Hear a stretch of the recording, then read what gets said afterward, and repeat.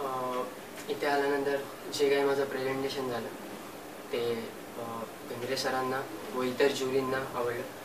त्यांनी मला पुढे काय करणार असं विचारल्यावर मी सांगितलं की ॲडव्हर्टायझिंगमध्येच मला पुढे करिअर करायचं आणि त्याबद्दल त्यांनी मला थोडंफार जे काही गायडन्स केलं ते मला पटलं आणि ते मी नक्की करण्याचा प्रयत्न करेन.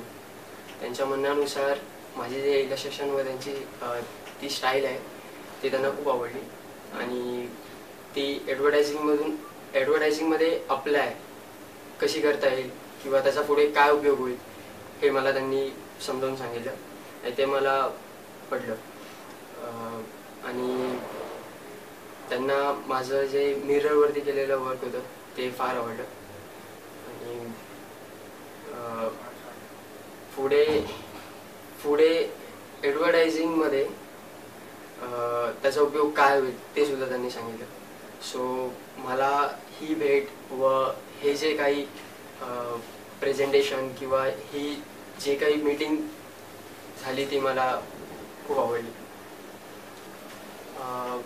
माझं जे वर्क आहे ते मला संतोष पादी या सरांना दाखवायला नक्की आवडेल, कारण की त्यांचे एजन्सीमधले वर्क, त्यांचं नाव आणि त्यांची कामं पाहून मी इन्स्पायर आहे.